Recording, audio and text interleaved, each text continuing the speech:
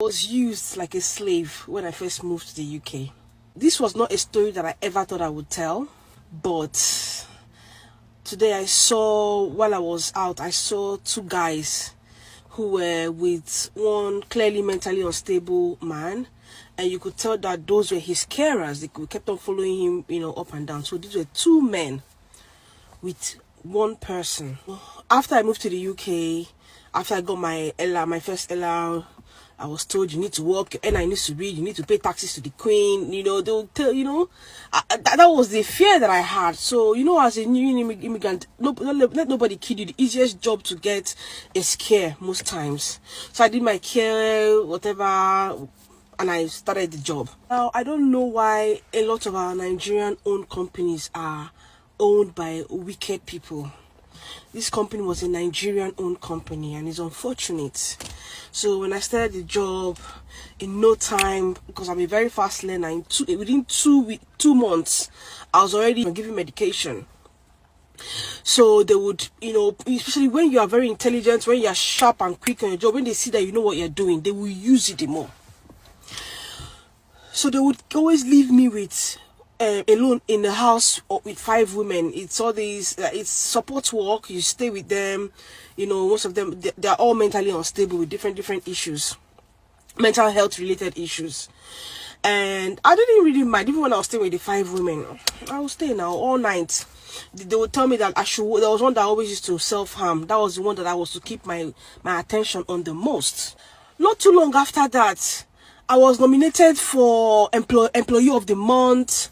And after that, these people now started giving me shifts, night shift. I always did nights. Now these people will keep me. They now progressed me into staying with men. So they'll put me in a house with 4 mentally unstable men, 4 men with mental health issues.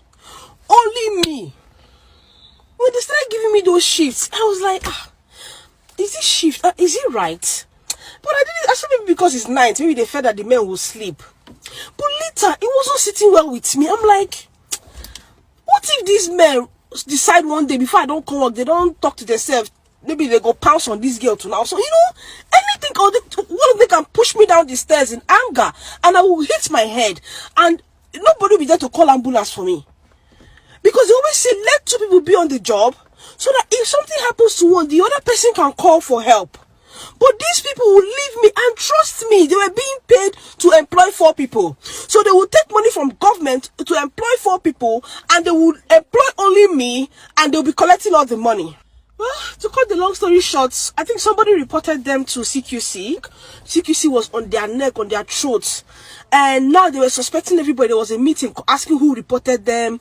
So there were 3 of us ladies that they normally put on night shift with these men. They just cut all that, in they sack us for no reason. The reason that they gave was that on 3 months ago, I gave paracetamol to one of the ladies without writing it down. Paracetamol that I give, people give paracetamol, is a normal medication to give. And my time had passed that morning for me to go. I was meant to rush and go and take Arella to school, and they had kept me waiting. I had waited. The person that was meant to take over didn't come on time, and I was waiting. By the time she came, I just rushed out. So that was what they went to go and bring out, and that was what they used to sack me. They knew that I know so much, so they had to, all of 3 of us gone. Sometimes when I'm driving, I do see my former, because it's still within the area where I live. I see my former workmates, some of them. Okay, I think most of them have left the company, but I do see the uniform, and I'll just be looking. I feel like one and saying to them, those people are criminal, don't let them use you. I feel like every time I see somebody wearing their uniform, I want to do that. But I just mind my business.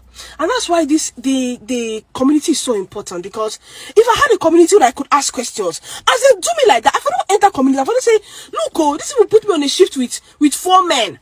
4 men with mental health conditions. Is it right? Somebody that has been in the game, in the system, would have said to me, no, don't agree, it's not right. But I had nobody to talk to. I had nobody to tell me what was good or bad or right or wrong.